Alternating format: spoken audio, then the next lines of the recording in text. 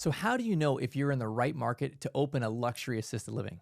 There's so much information out there when you're searching, right? There's all these different state statistics, national statistics on pricing for, assisted living beds. What is the actual steps that I should go through and check? So I think of this from two sides. I want to do desktop research and then I want to do in-person research. So let me explain what that means. On the desktop, in front of the computer, there's a lot of research that I can do to determine here are some areas I want to look at, and here are clearly areas that don't fit what I'm looking at.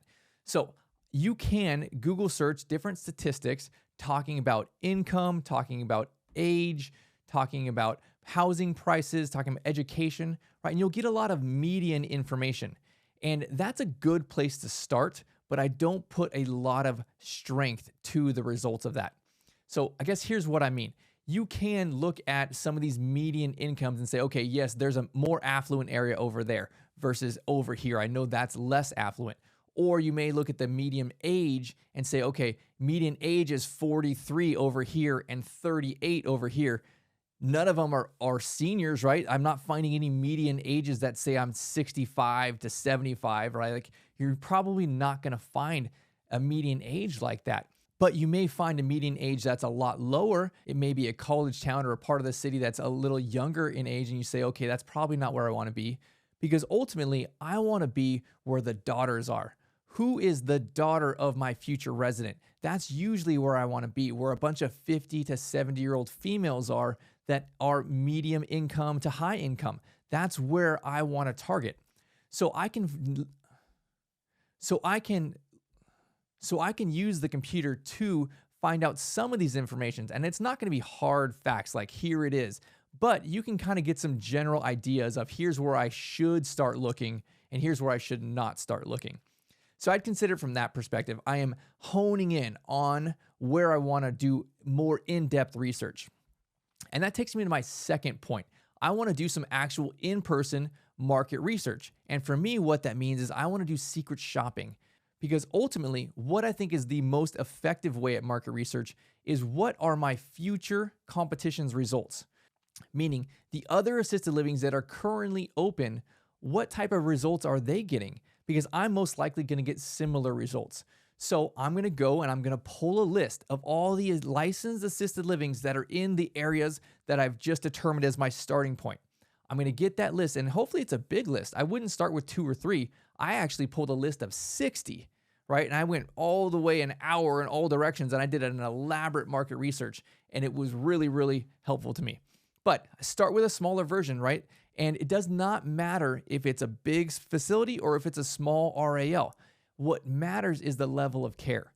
Search by level of care, not by number of beds.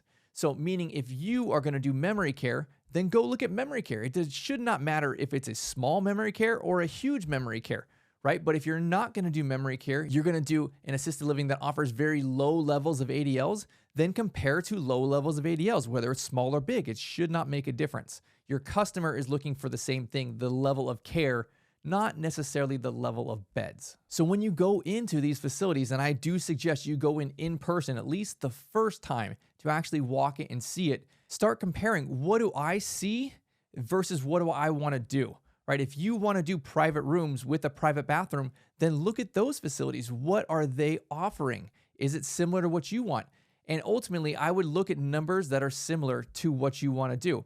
If you are going to do shared rooms, then you probably wouldn't consider the pricing on a private room with a private bath. You may know that's higher than what you're going to do, but it's not apples to apples. So find facilities that have similar products and similar levels of care and say, okay, I've notched down that in these areas, if I offered something similar to this, I'm within this price range, right? And it's probably $500 or $1,000 price range that you have. You're going to get probably pretty close there. And then from there, I want to find out about how full are they? What kind of results are they getting?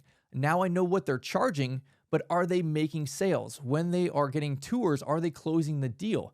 If they have a wait list and they're at a certain price, then I know that they're being successful at that price, and that's probably something I can get, right? If they have a huge price and they have 40% occupancy, then obviously they can't get that price. Is it because of the beds? Is it because of the price? Or is it because of their reputation? Are they known for bad care, or do they have a gross, smelly building?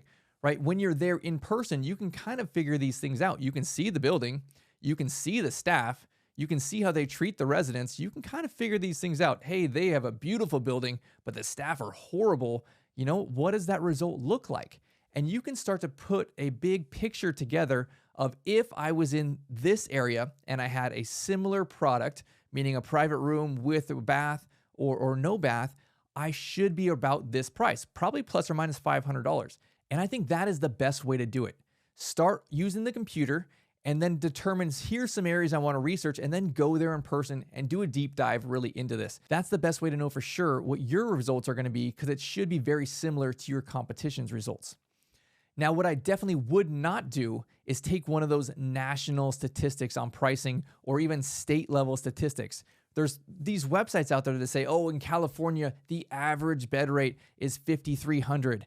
And in Maine, the average bed rate is 6,600. That's a bunch of crap. Like, don't use that at all. I think it's called Genworth. It is crap.